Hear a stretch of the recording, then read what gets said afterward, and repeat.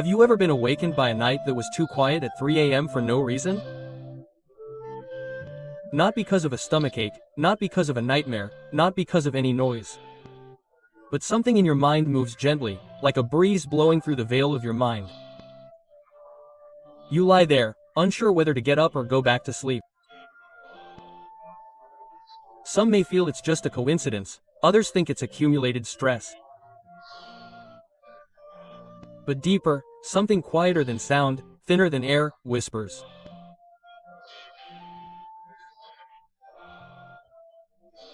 During the Buddha's time, when the short moon was still casting its faint light over the treetops in the forest, a young monk looked up and asked the Buddha, "Venerable Sir, some nights I wake in the second watch of the night for no reason.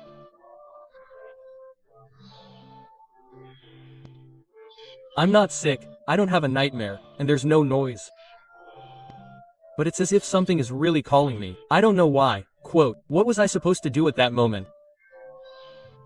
Lie still, waiting for me to fall asleep again? Or had I missed something?" The Buddha simply stared at the mountain with eyes calmer than the water in a woman, looking cold. His eyes did not judge, did not point out wrongs, and did not rush to teach. They seemed to see right through to the depths of my doubts. Then he spoke with a soft sound like the wind blowing through leaves.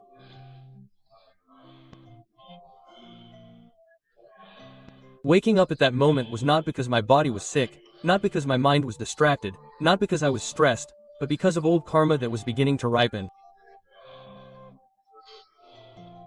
It was a stream from my original mind that gently knocked. The consciousness of karma called me to stop and look back. That was the golden hour when my mind had the opportunity to be clean and ready to receive the light of the Dhamma. Because while the whole world was still asleep, only the awakened could hear the Dhamma. If anyone was awake, when you wake up in such a moment, don't rush to find a reason, don't turn on your phone, don't go back to sleep. Instead, stop and be still with yourself and listen to what's moving in your mind at night. The Buddha taught 5 principles that will transform waking up in the middle of the night from drowsiness to awareness. The first is to return to being aware of your breath. The second is to send out loving kindness. The third is to contemplate the mind without breaking the precepts. The fourth is to establish a pure state of mind. And the fifth is to let go of what you carry without realizing it. He said that just 3 of these 5 principles, if practiced sincerely, are enough to turn a night that was once wasted into a night of Dhamma cultivation. However, if one has enough determination to take all 5 steps, they can turn a dark night into a gateway to enlightenment. Awakening within. So, if you're someone who wakes up at 3 a.m., don't be quick to conclude that it's just insomnia. Sometimes, the universe doesn't want you to sleep, but wants you to come back to yourself. The first question you should ask yourself at that time isn't why you're awake, but what your mind is calling for.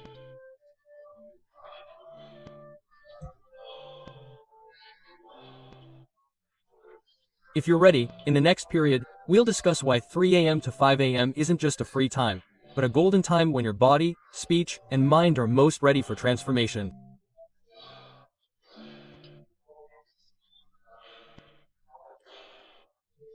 Are you ready to use this time to find something you've forgotten but never left?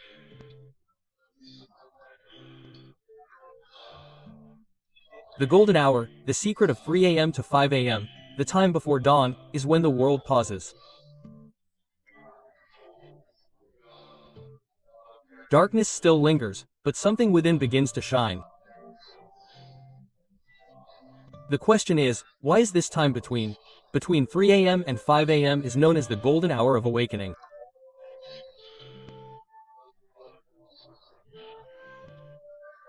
We don't answer by belief alone, but look through 3 doors: understanding from science, observation from traditional medicine, and wisdom from the teachings of the Buddha.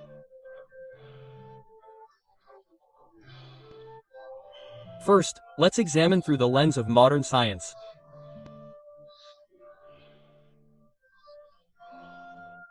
During this time, our brains gradually move out of deep sleep and into alpha brain waves, waves associated with calmness, creativity, and awareness.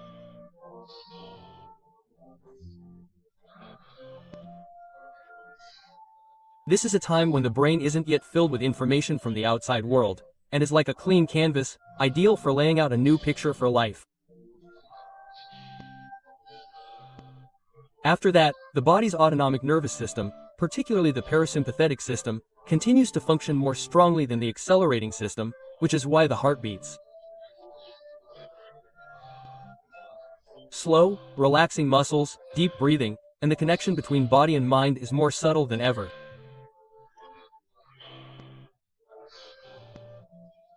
When the body is at rest, the mind has space, and in that silence, things you once didn't understand during the day may be just a few minutes before dawn.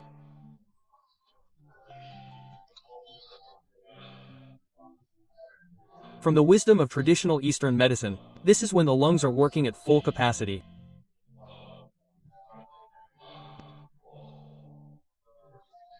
The lungs are not just the vitals that exchange breaths, but also the deep emotions of grief and letting go.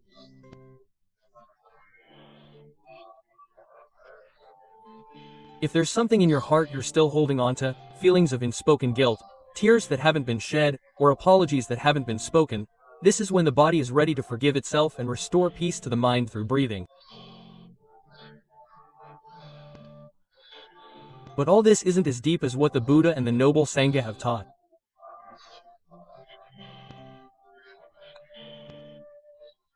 It is clearly recorded in the Vinaya Pitta that the Golden Buddha woke up every day before dawn and sat quietly, not speaking, not moving, not fabricating, not hoping for results, just remaining in the Dhamma.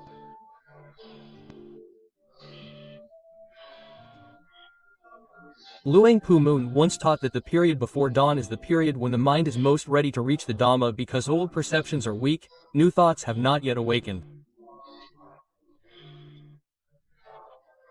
And when the whole world sleeps, the only sound that remains is the sound of some monks of the Dhamma during the Buddha's time who have attained enlightenment. While it is still dark, there is no candlelight, no chanting, only breathing and pure awareness. If you are awake at this time, it may not be a coincidence, but it may be the call to go home, the home of the mind, the home of the mind. And if you hesitate and do not know how to start, do not do anything big, just stop. Then, breathe in, aware that you're breathing in, aware that you're breathing out, and just like that, you've begun. While the sun hasn't yet arrived, may you be the one to light your inner light.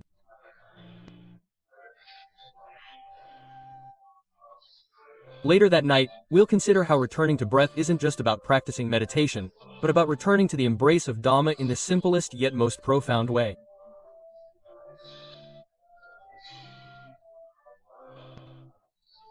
Are you ready to take the first step through this single breath, the bridge to awakening? When the mind is awake, the question that often follows is, what should we do in this moment of silence? There's no need to rush for answers, and we don't have to try to know everything in one night. Instead, start with what's closest, something that doesn't need searching, something that's already there but that we often overlook every day, the breath. Our own breath. Returning to being aware of our breath is not new in Buddhism, but it has been at the heart of the practice of awakening since the time of the Buddha.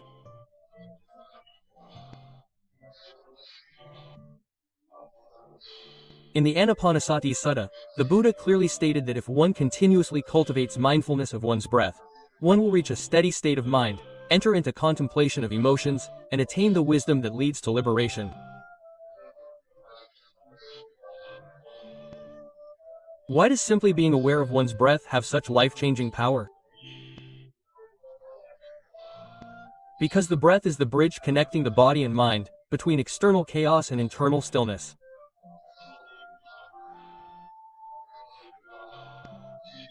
When we wake in the middle of the night, our mind may not yet be stable, our body still wary of dreams, fragments of thoughts, and fears may not be far away. But that is when we have the best opportunity to return to ourselves. By placing one hand on your forehead, close your eyes gently. Don't try to breathe along, don't force it, just be rhythmic. Just be aware of breathing in, know it's coming in, breathing out, know it's going out. Don't judge whether the breathing is shallow or deep, fast or slow, just be aware that the breath is as it is. Sometimes, just being with the breath for just a few minutes will calm the mind more than listening to the Dhamma all day. Luang Pu Cha Subatong once said that if our mind is still confused, let's come back to being with the breath, because the breath never gets angry at anyone, never deceives anyone, and never leaves us anywhere. This is the simplest but most direct teaching. When you start to feel that your thoughts are still flowing, there is noise in your mind, just come back again. Don't blame yourself. Don't feel like you haven't succeeded every time you become aware of it. That lost moment, then coming back to the breath, is the correct practice. If you're familiar with chanting words, you can combine the breath with a long prayer.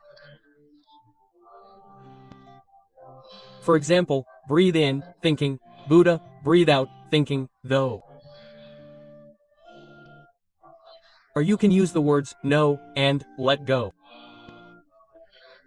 Inhale, knowing, know, exhale, letting go. Method isn't as important as intention. Intention isn't as important as gentleness. If you exert too much effort, peace won't arise. The mind will tense and awareness will loosen, creating control. But if you stay with a gentle heart, a heart that only wants to listen to the breath like the sound of Dhamma, the mind will gradually loosen and become friends with itself again. In times like these, you don't have to be anyone, don't have to do anything, don't have to plan for tomorrow, and don't have to rush back to bed. You just breathe and know that you're still alive. This alone is enough. Some may ask, what happens if you are aware of your breath?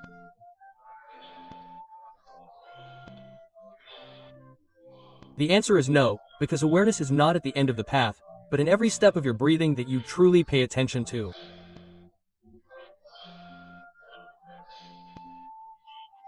The more you know your breath, the more you will know your own mind. You will begin to see that this mind does not need much.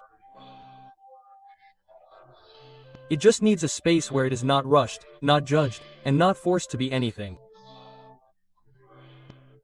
That space, the breath, can provide. In the sutras, the Buddha also spoke of the many benefits of anapanasati, whether it is the suppression of hindrances, the increase of insight, the development of vipassana, and even the access to pollution. Why? Because the breath is the only thing that is with us in times of happiness and suffering, both when awake and when we are leaving. We train ourselves to live with it without changing anything, simply learning to coexist peacefully.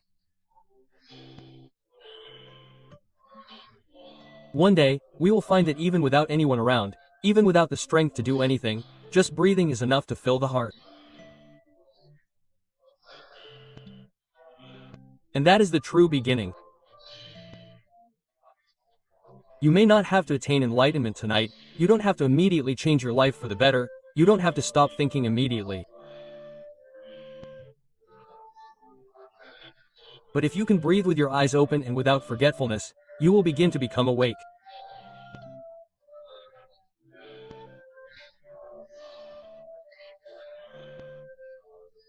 At 3 a.m. when the world is still dark, if you can see even a faint light from your breath, know that you are walking on the same path as all the Buddhas, a path that begins with just a single breath of loving kindness, a gentle light while the world is still asleep.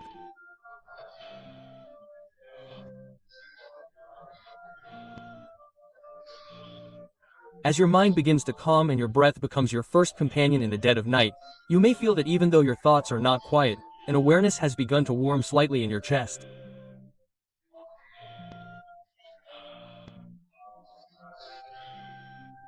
At that moment, if there is one thing that can gently, without rushing or pressuring, but profound and powerfully, it is loving kindness.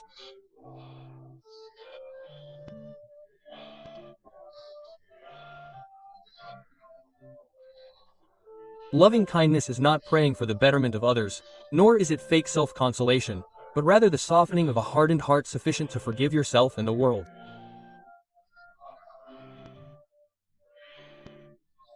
If you don't know where to begin, simply start with yourself.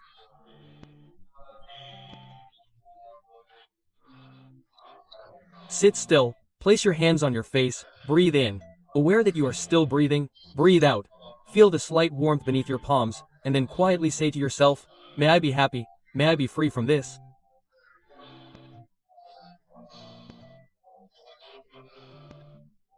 May I have a light mind, may I have a gentle heart towards everything that happens. Do not worry if your mind is scattered or you feel that you have not felt loving kindness, because loving kindness is not something that needs to be felt, but something that must be given with good intentions. Even without much emotion, it is still loving kindness, because the important thing is the intention, not to be angry, not to hate, and not to push. When you can send loving kindness to yourself, even just a little, the mind will begin to soften gently like dry earth that begins to seep in water vapor. In the sutra called Karim Sutta, the Golden Buddha taught that sincerely cultivating loving kindness can eliminate all dangers, even invisible dangers. Whenever the mind is gentle, no danger can destroy it, because nothing can penetrate a calm and wise heart free from anger. Have you ever felt so tired all day long? The people around you are so hard to understand. Small words hurt your heart. Maybe your heart doesn't need anyone to understand you, but you want to be kind to yourself for once. Especially at 3 a.m. when the whole world is still asleep. The outside critics have quieted down, but the inner critic is the loudest. At that moment, kindness is the unlocking factor. You don't have to forgive anyone right away. Start by stopping the self-harming thoughts. Stop blaming yourself for the past. Stop expecting to be better than this to deserve peace. In that moment, talk to yourself like a mother talking to her child who just woke up from a nightmare. It's okay. We're still here. Everything will pass. When you can trust yourself like this, your mind will begin to have space. And then, you can truly begin to extend loving kindness to others. Start with the people you love. Think of your mother, your father, your child, whoever softens your heart. Then quietly say to them, may they be happy, may they be safe, may they have a joyful heart. Then move on to people you don't care about, a coworker, a stranger you meet on the street, or even someone who's spoken ill of you. If you're brave enough, slowly say to yourself, may they be happy, even if they haven't been kind to you yet. But please let them be free from the things that made them angry. You don't have to forgive right away, just leave the door open. Loving kindness will gradually do its job. Luang Pu Man once taught that a mind that consistently sends loving kindness will radiate from within, even without speaking or showing it, but being close to them is comfortable. You too can be like that, without any maturity. You don't have to meditate for hours. Just be kind on a night when your heart is startled, when no one is watching. That is the light in the dark. Sometimes you may still be suffering, don't know the answers to life, don't understand the meaning of karma.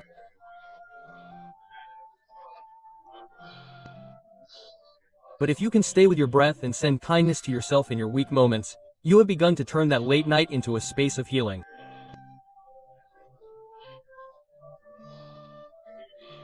Kindness is not a fancy word, but the deepest medicine, and you don't have to buy it anywhere. You already have it.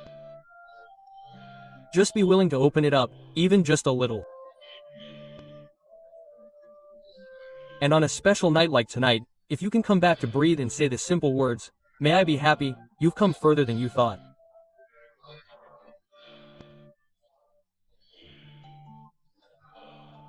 Because you're not just waking up from sleep, you're waking up from ignorance to step into something gentle and deeper than ever, when the world is still and the heart begins to feel light.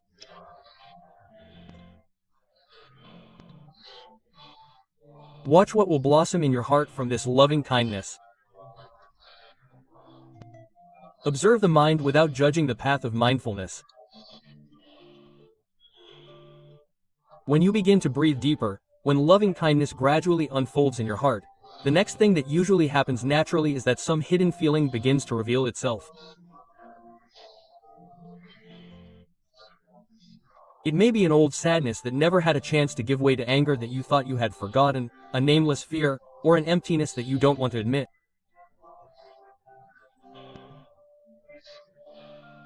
This is not a sign that you have done wrong, it is not weakness, it is not retreating, but the revelation of a mind that is beginning to still, like the surface of a river that has stopped for a moment. The image from the bottom reflects back to you. What you will do at that time is not to break the precepts, it is whether it is good or bad, it is not to turn away.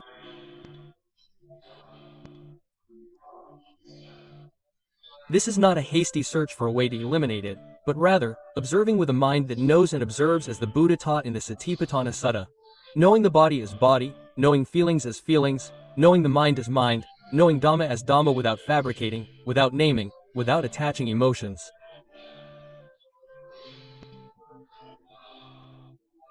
Observing the mind without judgment is the art of having compassion for oneself at a level deeper than ordinary compassion.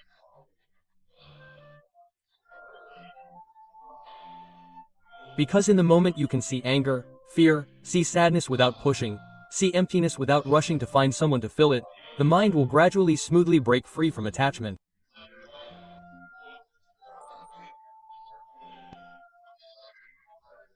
You don't have to understand all of that suffering, but just be with it with a gentle heart, like a parent sitting quietly beside a crying child.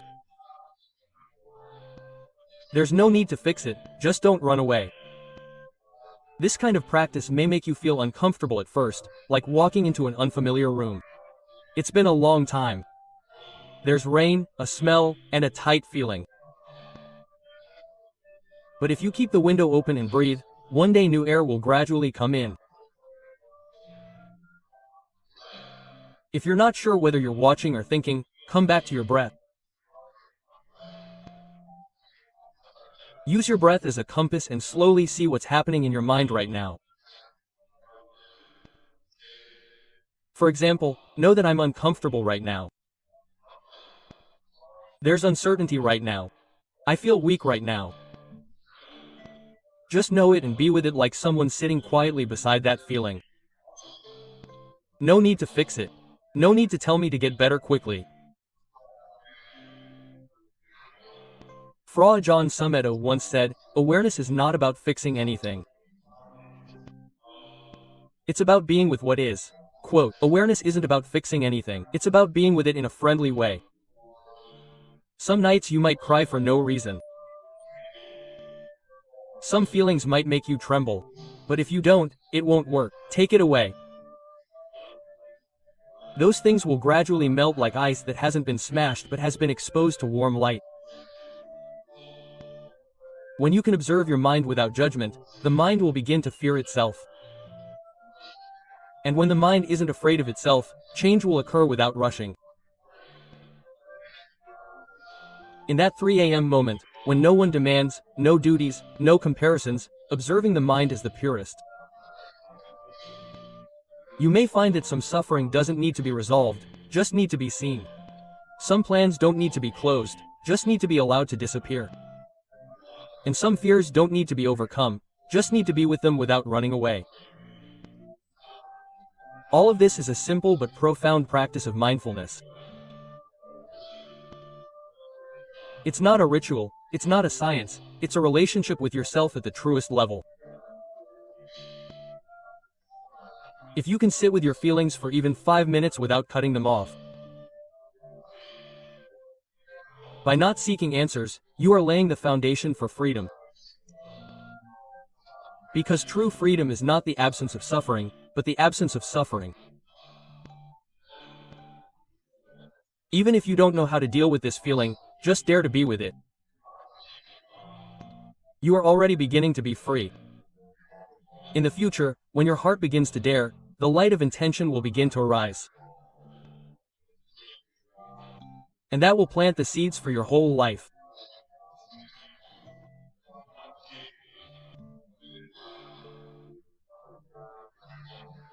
Setting new intentions for seeds when your heart is gentle, when your heart breathes mindfully, when loving kindness has taken shape without hardness, when you see all feelings without pushing them away and there is gentleness in your heart, that is when you are most ready to plant new seeds.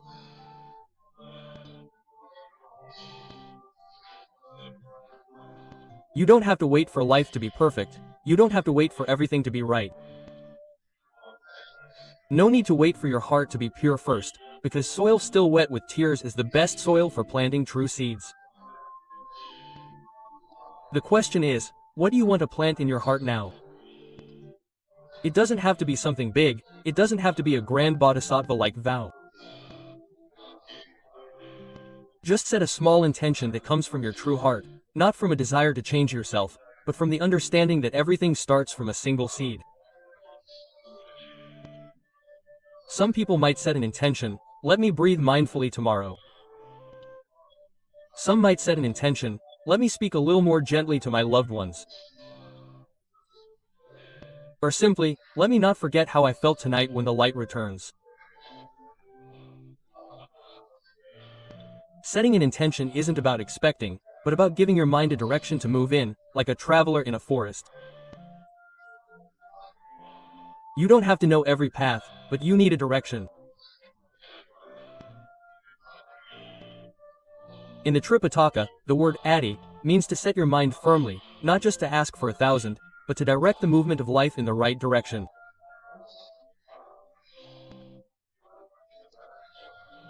Intention that comes from a gentle heart is different from intention that comes from fear or haste because it is not pressured, not forced, and does not make us feel guilty if it is not immediately successful. Rather, it is an intention like a seed of suffering that we plant gently and then nurture with kindness and continuity without rushing to grow it.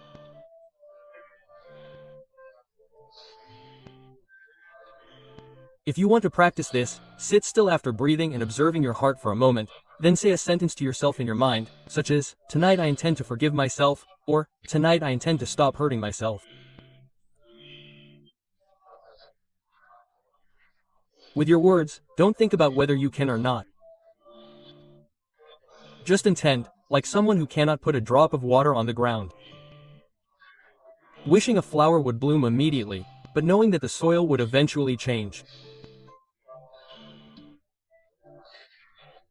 Some nights, you might want to write a single sentence on a tiny piece of paper and place it beside your pillow or in your heart. No one needs to know, no one needs to see, because the most sacred things are often born in the quietest places. Some people may wonder how a single intention can change anything. But if you've ever listened to your heart when it's weak, you'll know that some single words can change entire lives.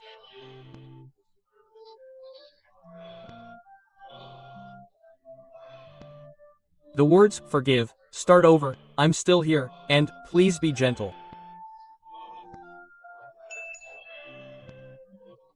These are words that have pulled people from the abyss of despair. And if tonight you can gently and honestly say these words to yourself without expecting or hoping for an immediate change, then you've planted the seed.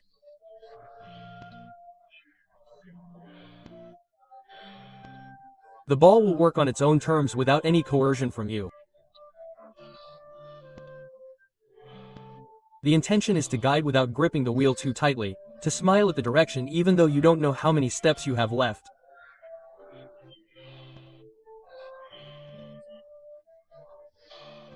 If you wake up tonight at 3 a.m. feeling too weak to do anything, just be brave enough to resolve not to hurt yourself foolishly with your thoughts again.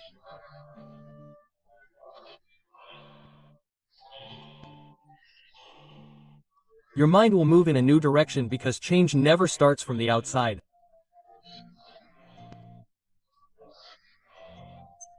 It often starts from the soft voice you say to yourself when no one can hear, when the sky is not bright, when your heart is not yet strong, but gentleness has already begun.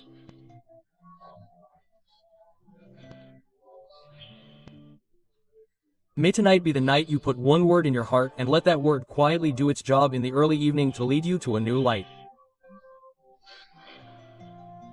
You have never seen it before. And when the intention has been planted, the last thing you will do is not to try to make it succeed quickly, but to let go of everything to let it grow at its own pace.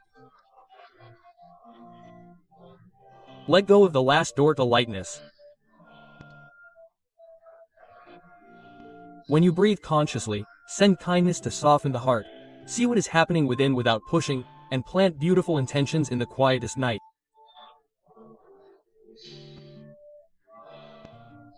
The last thing, which is not action, but inaction, is to let go.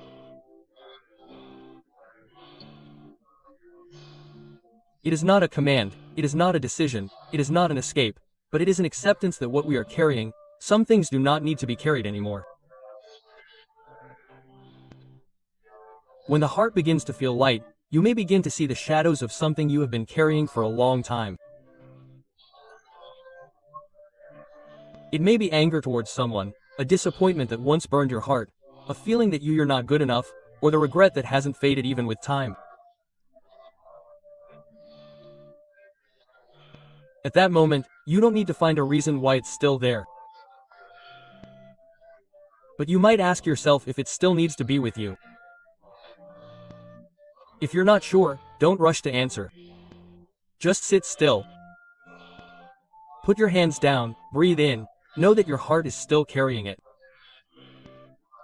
Breathe out, know that your heart wants to let go. Don't do anything. Just be with that feeling. It's like someone holding a heavy object in their hand but not sure whether to let go.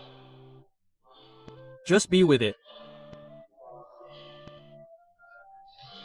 Sometimes, just by staying still, you'll start to realize that your grip is tiring, your shoulders are loose, and your heart that hasn't let go doesn't feel strong.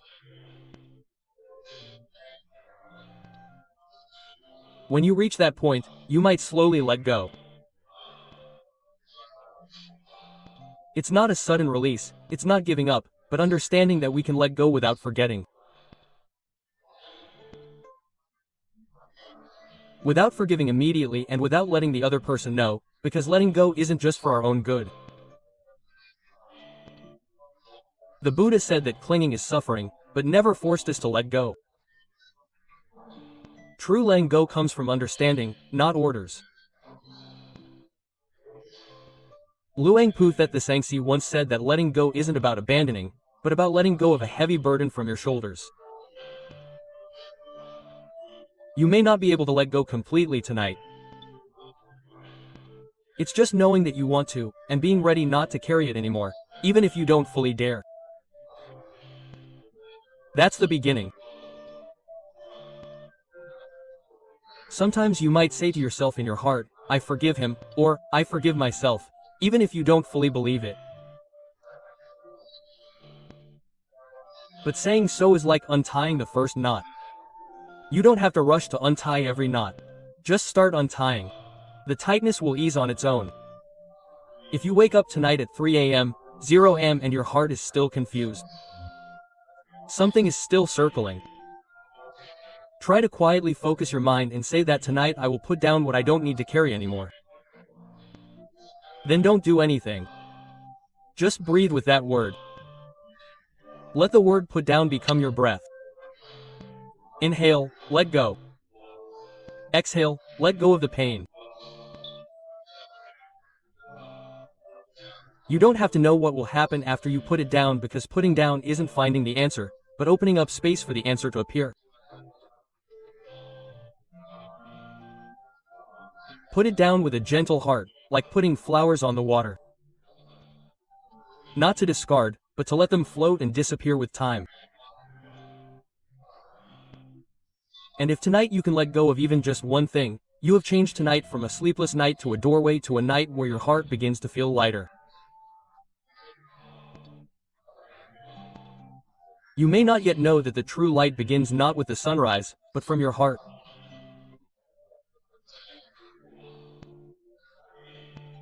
Start laying down, and if tomorrow you wake up with a heart even slightly lighter, know that you have done the greatest thing, giving yourself freedom.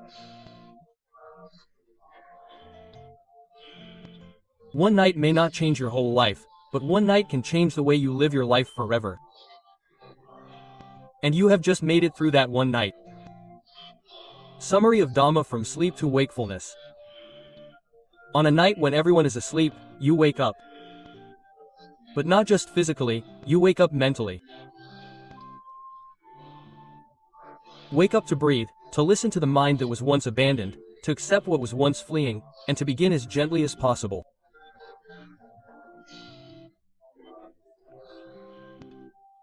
All this time, tonight you have taken 5 steps without applause, without praise, without lights, but 5 quiet steps that can change the direction of your entire life. You started with an ordinary breath, but it returned. Never really heard it before, you came back to it without rushing, without trying to change, just being there and knowing.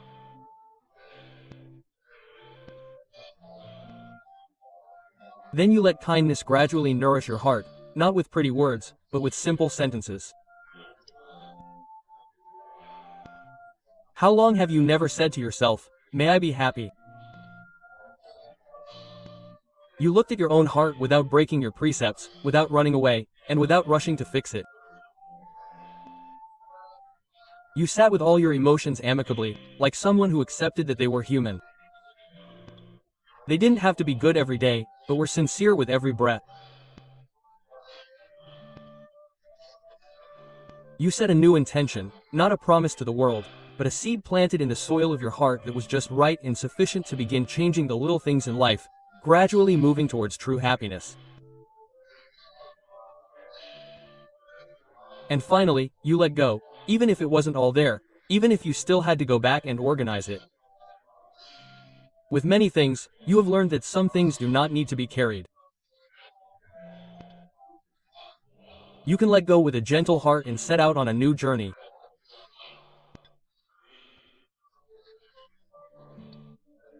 Tonight is not a sleepless night, but a night when you return to a home without a roof but with space for your heart to rest, a home called the self that does not need to be perfect, a home where the Dharma is at its center and you are a listener in it.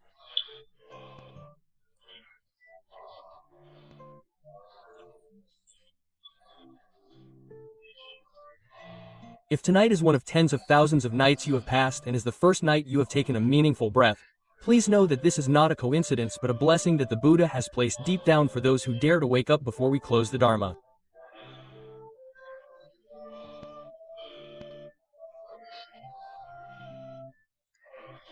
Tonight, let us all join together in setting a gentle mind and say in our hearts together, "May the result of listening to the Dharma tonight cause me, your servant, to be mindful in every breath.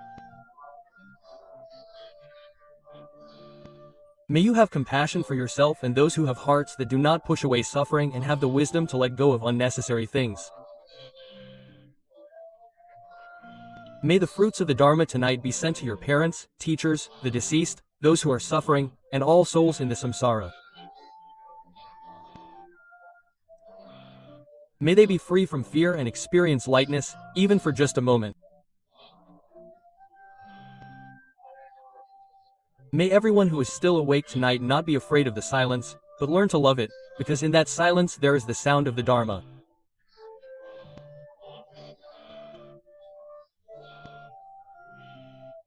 Before we part, if you feel that tonight there are some sentences that break your heart, some moments that you feel are right, some breaths that make you different, please share those sentences in the comments so that your Dharma voice can become a light for others.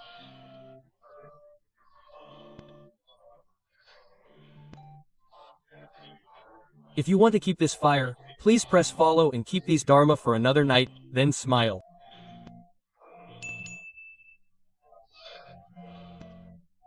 If you need another light, if you know someone else awake in the middle of the night and don't know what to do, please send them this clip.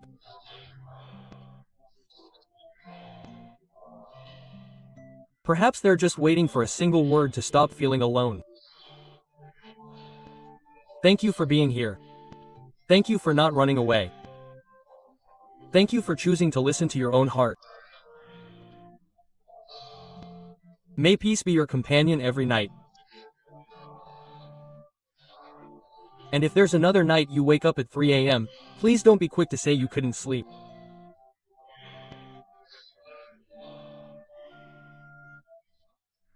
But remember that you're being blessed by the Almighty, from your own mind, from a path no one sees but you've already begun walking.